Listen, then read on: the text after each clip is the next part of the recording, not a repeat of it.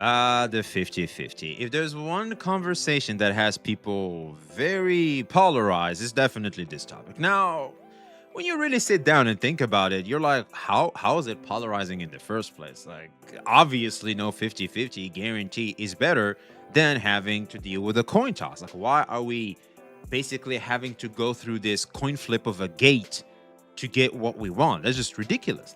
I still got to make a separate video showing kind of like some of the comments I've gotten on how the community looks at the 50-50 and why there's certain rigidity towards the change of the 50-50. But basically, I'm seeing a lot of, well, if they were to take away the 50-50, it means that they're going to give us less pools to make up for that. And no one wants that, because I would prefer having the chance to win the 50-50 and having the resources to do so, rather than not even having enough to reach guarantee in the first place. But this is, of course, basing the fact that people are saying that we want to remove the 50-50 at any cost. But that's not what we're saying. We're saying you maintain the current pool currency that you give for free to the players, and you just remove that one gateway. And that's just completely fair, because when you do the math, you just realize that you can only get one character anyway. So through the free pools you get every patch, you can guarantee just one through guarantee. But if you have a 50-50, well, technically you have a chance to try once. Yeah, and no one appreciates that anymore, especially like you skip and you do all this only for you to lose, and just no one likes to be on the receiving end of that. Well, but this is just a bit of a TLDR on what I've seen more prominent of a response whenever I go about the 50-50 being from a bygone time and just wanting to have something new. Now, it seems someone is completely the opposite to this. And we have this man, True Evil, going coin flips 50-50 are better than guaranteed banners in gacha games. This is by far the most crazy type of, at face value, we still don't know how he's gonna go about explaining this, but this is a wild take. This is just, it's low-key crazy. Like, what are we talking about? And so I just gotta pull up. We just gotta talk about this, because I feel like the 50-50 conversation is a very important conversation to keep having, so that way we can finally have, video game studios like Kuro Games or Hoyoverse can look at that and go, you know what, maybe enough is enough. Let's just change it up. But some of y'all are true gacha addicts, so I don't know. We'll see, man. We'll see. Because I feel like nothing is more devastating than throwing 75 pulls and just losing. And now you have to spend an additional 75 pulls because you just happen to lose a 50-50. It's super irritating, because you had as much chance of winning as you did for losing. And it's just like, well, luck decided that you have to spend more. Oops, sorry, not sorry. Yeah, and it's just very frustrating. Now, if you do lose the 50-50, there is certain ways to negate some of the damage of you requiring to spend more in order to get what you want. And that's, of course, through today's sponsor.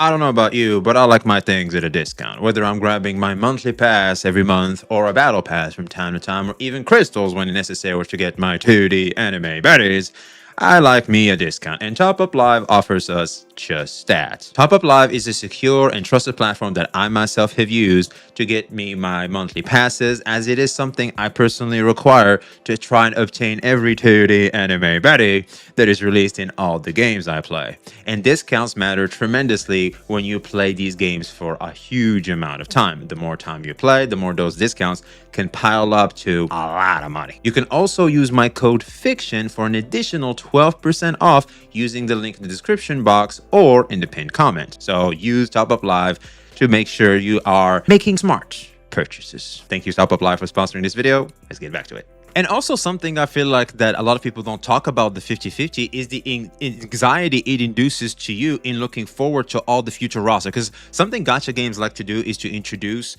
a bunch of drip marketing, like half a drip marketing of the future upcoming characters. Like they showcase them in trailers or in their official pages, etc. And you look at all of those and you go, well, snap, who am I supposed to skip? Because obviously I can't afford all of them through the 50-50 system. So what am I supposed to do? However, when you have guarantees, you can easily start looking at your picks. Like, you have more of a roster to pick from than when you have a 50-50. I can get, for example, if they introduce 2 characters per patch and I have a guarantee in each for at least one of them, throughout 4 patches, I can guarantee myself 4 if I don't get lucky, of course. This is obviously not including the fact that I can get lucky with an early, which will always be a guarantee also, which more often than not, you probably will get, mathematically speaking.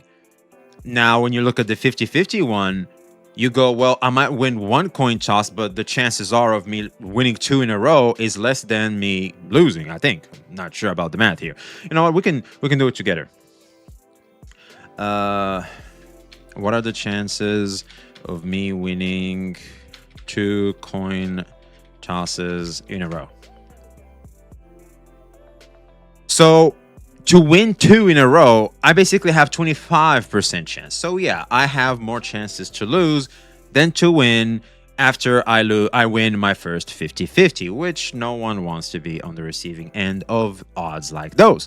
So it makes me look at, you know, the upcoming characters more of a who am I supposed to skip more than, well, who am I supposed to get? It's very hard to be optimistic and have a glass half full type of mindset when you incorporate the 50-50. But when it's not there, I'm kind of like, you know, there's that comfort. I have a degree of comfort in me picking my targets because I know luck won't necessarily get in my way, so to speak. And so without further ado, let's get active. Let's hear what this man True Evil has to say. If you enjoy this type of content, make sure to like, comment, subscribe, and turn on the notification bell to not miss any updates. I guess I better go subscribe to VXV Gacha.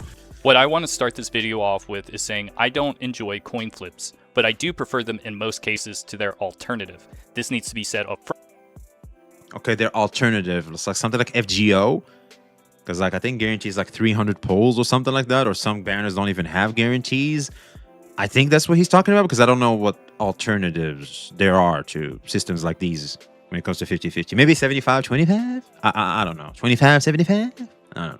Front because I don't want people to think I'd rather have 50-50s than guaranteed banners in an ideal gacha gaming world. But over the past week, I've seen 2 videos talking about coin flips and gacha games. One was from Tuhu, who brought back his delusional gacha take series, and another was from Gacha Smack talking about the state of gacha as a whole. In that video, Smack talked about how upcoming gacha releases should not be comparing themselves to Hoyo games like Genshin as the competitor to their gacha systems, but more so to Neverness to Everness being the new standard. These videos made me think about the past year of my gacha gaming. Well, he's talking about the gacha system specifically. We have to be precise in what we're trying to talk about here. Because, yes, Neverness to Everness, in the end of the day, still falls short in terms of a video game, in terms of gameplay, compared to something like Withering Waves. Of course, like duh.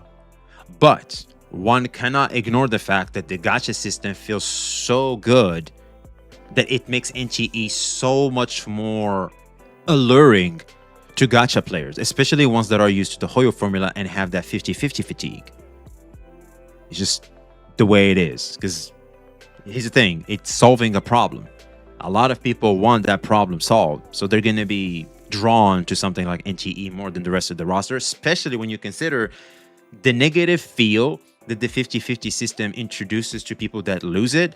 And people just get very tilted, very salty. They can solve it with money, but obviously people don't want to do that because why are they playing this game in the first place, since it's a free-to-play game? It's how it advertises itself to the consumer.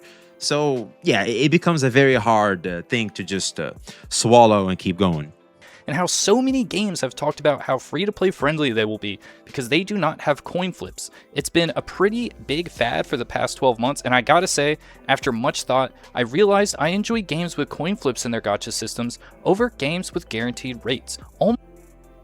Okay, this is a crazy take. Explain. We need expand on it, please. Almost always. That might sound stupid or crazy, but what I'm going to talk about in this video is examples of games I've covered or played in the past year and how their approach to monetization actually made 50-50s look more appealing than the alternative that was given. The first... Okay, here we go. Next game we're going to talk about is Savior? Ethereia Restart, Oh, a this is game Ethereia I Restart? covered for a good chunk of 2025, and I was even one of the top players in the game for its first PvP season. All Even right. if you didn't play this, you most likely saw some advertising for Ethereia because, well, they sponsored so many people to glaze over how they do not have 50/50s and how free-to-play friendly this game was because of that. If you played the game in the first 6 months, you know the pool economy was amazing for standard pools. If you were clearing all the content, you would have enough currency to pull every banner guaranteed, and then some. Of course, that meant the game company needed to do something to make money outside of pools, which is why I'm going to show you my Nymphonial. This character was really strong, and for my account, I decided to pull her maximum dupes for the 10% damage reduction. But even though I pulled her maximum dupes, I never got to build her and use her. And well, that sounds idiotic. Why would you pull someone to max dupe and never use them? Well, that is because Ethereia Restart decided instead of monetizing characters, they would monetize skill upgrades. See, when we say no 50/50, it means you keep the status quo that we know, you just remove that one barrier to getting the character. That's all we're saying. See, people are trying so hard to say, oh, they have to do something else in order to keep the monetization at max profit. Here's what I'm saying. I think the gravy train is about to leave the station for these gacha companies. Y'all are racking up millions and millions of dollars. Y'all gonna have to take a small cut in that to keep player satisfaction, because this is the trade-off. Or the gravy train is about to leave anyway because fatigue and burnout is present more than ever, especially towards systems like these. This is the issue. Like, I understand why people will think that, like, it's a freaking duh, like Corpa is gonna do what Corpa does, and so like they're gonna have to monetize it with more stuff. I think the way NTE is going about it is great through skins. If you enjoy this character a lot, there's more avenues for you to spend more money to make, you know, everybody know that you love this character, etc., etc. Just like League of Legends, which is great. I think that's just good, clean monetization. And League of Legends, just through skins, is racking up the most amount of money because it just happens to be the most popular IP. As long as a game has a strong player base that can do the advertising for them, and they're just taking good care of the player base, they can still make a lot of money. They can make a lot of money. See, the Corpa needs to be well dosed. We need a good dosage of Corpa in the games. And that's what I feel like gamers, even outside of gacha, are pushing for. We understand the nature of Corpa. We're not going to sit here and pretend like they should do everything just for the players. One might argue that's actually destructive to the games themselves. But however, meeting somewhere in the middle, I feel like that's what we should be striving for. All we're saying is, yo, remove all this whatever, meet us in the middle. And I feel like NTE did a good job, and I think we should encourage the rest of the Corpas to do the same. Stop with that greedy shit and meet us somewhere in the middle, because we're getting tired and you're going to lose me anyway. That's all we're saying. Because this is the argument a lot of players like to throw, and it's kind of like what I said at the start. Like, people are just scared of the changes because, one, I said this before and I'll say it again, the familiarity that comes with knowing the 50/50 system. And the two, oh, well, they at least are not going to do anything crazy besides the 50/50 to try and monetize the game more. Well, we're not saying that. And they should not do that. If they were to do that, we're going to criticize that too. No, just meet us in the middle. Enough corpaism. Bad. Since I haven't played this game in a while, but when I played, a free-to-play player could realistically only get 16 lattices for the highest rarity units, and for this character, you need 11 of those. The big problem with this is, as well, everyone needed 11 to 12 lattices for every character, and the game has a giant roster to start off with, and 3 new characters come out every 6 weeks, with usually 2 of those being must builds, so there was never a time for me to build Nymphonial. In order to build Nymphonial, I'd have to spend $330 on upgrade materials. Now, they have alleviated this a little bit since her being released, with them giving lattices if you pull duplicates now, but they made their banners cost exceedingly more by introducing more expensive summons with the kinetics and back-to-back LD banners, and recently they've had a big drama about that. This isn't the video to talk about all of those problems, but Okay, so I see what he's trying to paint, but I don't think this is the best example because this is a PvP game, and the way they're going to monetize PvP games, And the way they go about them really is that this is basically a wallet contest, really, and most players are going to be alienated from this conversation, considering what you're trying to, use as an example. It's like we don't have these issues. I've never C6'd a premium character in my life. The only C6 characters as a 5-star I have are in Genshin Impact because I've been playing it on launch. I've lost enough 50-50s to have my D look at C6. That's it. Besides that, I don't own any. That's it. We don't know what C6ing a 5-star is, really, man. It's just, especially a premium one. In this game, there was no 50-50, but most of the time, you couldn't build the character if you pulled that character. People complained constantly about this, and I remember this was the first gacha game I ever played where I have said to myself, I would have preferred 50-50s in the character banners if I had known that this was going to be the alternative to the monetization. Now, this is a fair criticism because this is a worse monetization system than the 50-50. We're not saying the 50-50 is the worst monetization system ever. We're just saying we're tired of that shit. Get rid of it because it's just annoying, especially in games where getting characters, and that's the only way to revitalize the live service model, logging in every single day just to get a third of a pull. We're just tired of that. That's all we're saying. That is the big word here. There needs to be an alternative money maker to the gacha. And honestly, if this game was just 50-50, I would still be playing it right now. Now, the next game I'm going to bring up is Persona 5 The Phantom X, because this game had a 50-50 banner on launch, then changed it to a choice between a guaranteed pull banner or using the old 50-50 banner. When I came back and played this year for a month to do the new content and try out the Persona 3 updates and of course pull Makoto Yuki, I noticed every content creator in this game pulled the characters using the old 50-50 banners in their videos and not using the guaranteed banner. I thought this was because of what the comment from the Tuhu video was talking about, with how watching a guaranteed banner pull video on YouTube is not as exciting as a 50-50 one. So I decided personally, I've said so before and I'll say it again. The only good the 50-50 system brings is for CCs, because it creates the tension that can keep the audience at their seat. The edge of their seat. He's going to win it. He's going to lose it. Oh, snap. That's it. Besides that, there is no good the 50-50 brings. to do the guarantee. Group chats, it helps too. Like you're in that Discord call, you guys doing a pull session. Yeah, it can be decent there too.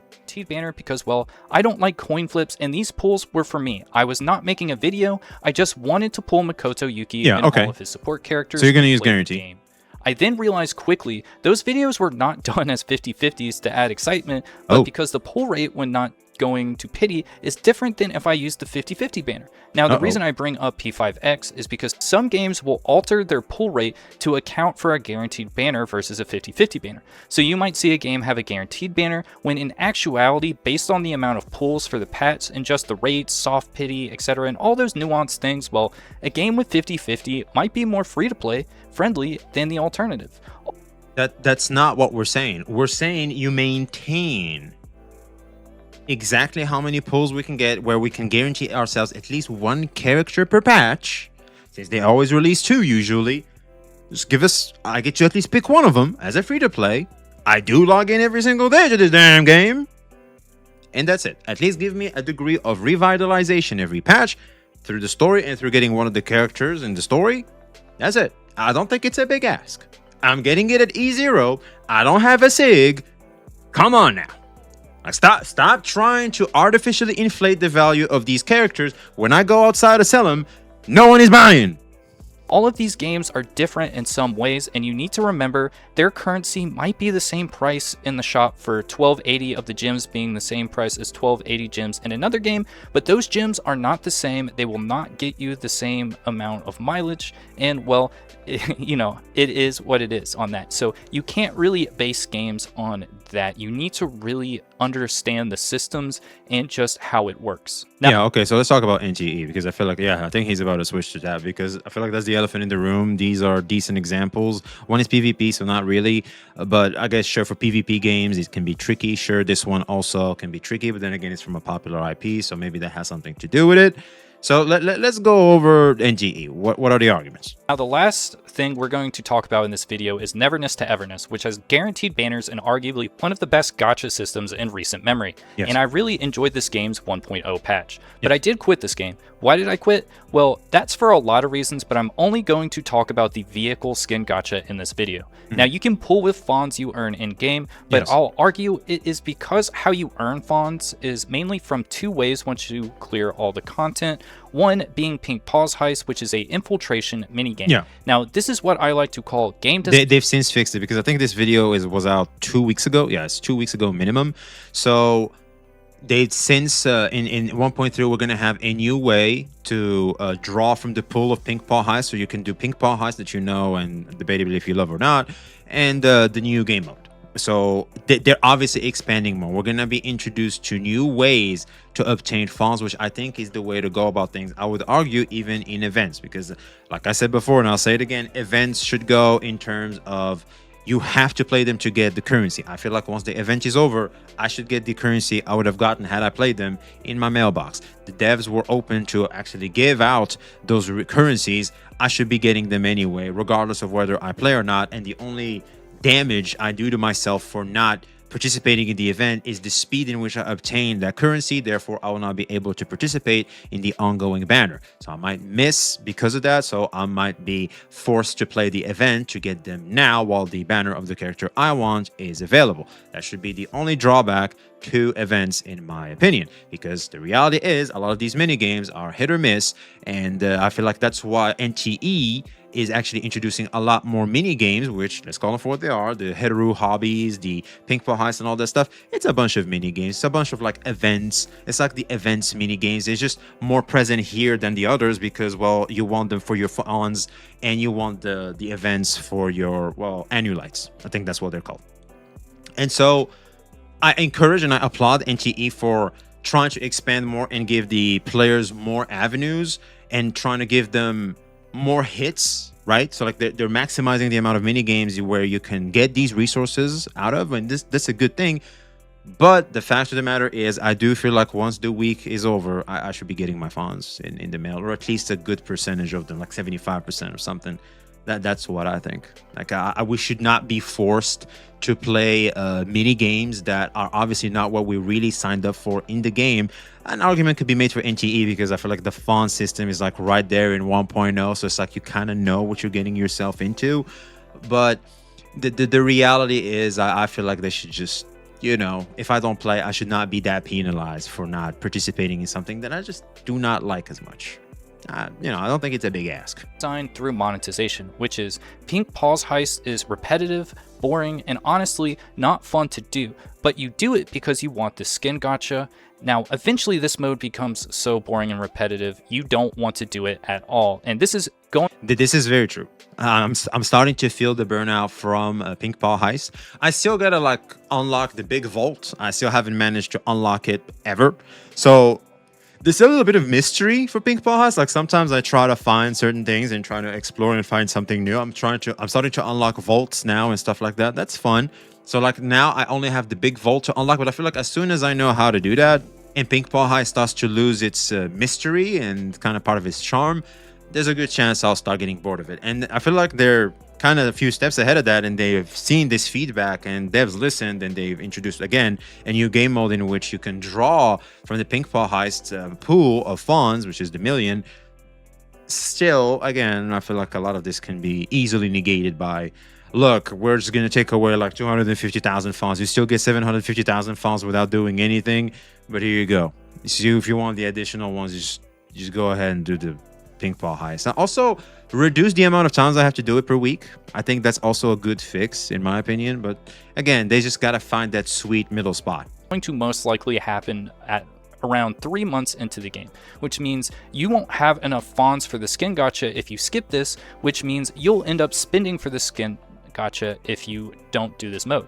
Or the alternative, which is working at a minimum wage job for 1 hour and using that money gives me more fawns than 1 hour's of pink paws heist, which is also not fun. So why not just use my money then do busy work in a game which is supposed to be for my leisure? Also, if you pull the skin gacha with fawns, you'll never have enough to purchase things like apartments and other no one cares about that stuff. No one gives a damn.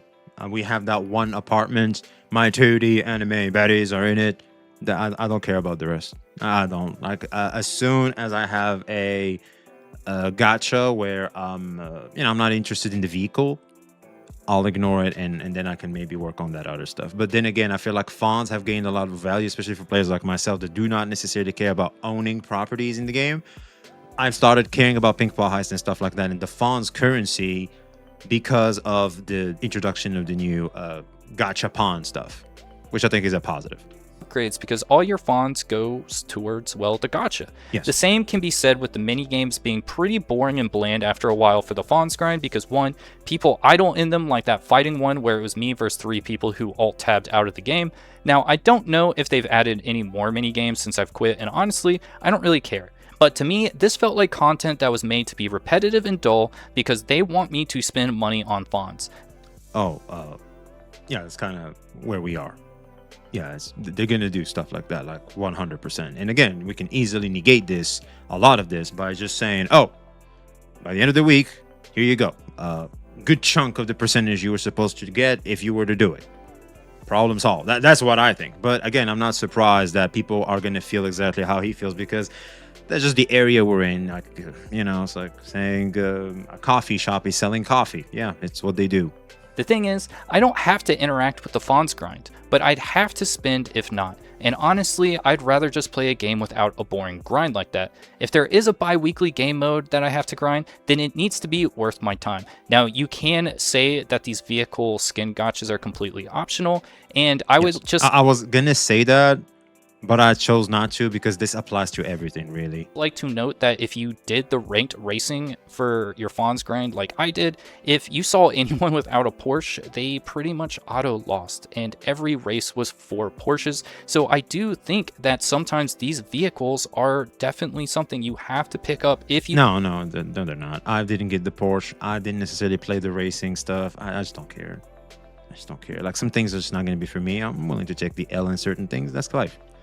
It's all good. You want to interact with a part of the content. That's just me. When people talk about gachas and what should be the standard, honestly, I think the most free-to-play friendly game and just best gacha game I've played in the past year is Where Winds Meet, aka no character gacha and cosmetic based. Only gacha. Everyone loves cosmetics, and if a game is good enough, it can sustain itself on just that, which is why I'm really looking forward to Ananta. Let me know in the comments if you agree with... Dude, Ananta will change everything. ...my takes, or if you think I'm an idiot. See you guys next time. No, you kind of bias like around the start, but all in all, considering the end, I think you're totally right. The fact is, no one likes gacha games for the gacha. Most of them like them for having the ability to get 2D anime batters.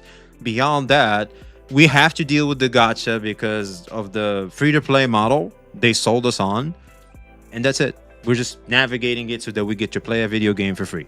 That gives us anime batters. That's it, really. But if we get to bypass the gacha as a whole, we're all for it. Now, an argument could be made. This will sound weird, but I know subconsciously a lot of people think this. Correct me if I'm wrong, of course. A lot of people have give these characters a certain degree of value because they are obtained through a gacha system that costs money. That's what I keep saying, the inflated value and how they keep inflating the value of these characters. Because the moment you know that you have to spend the money to get something and you have it and you got it for cheaper, it's kind of like buying something off Marketplace, right? You get it off cheap and it's just not available in Marketplace anymore. It was just that one guy selling it. You got it for like cheap.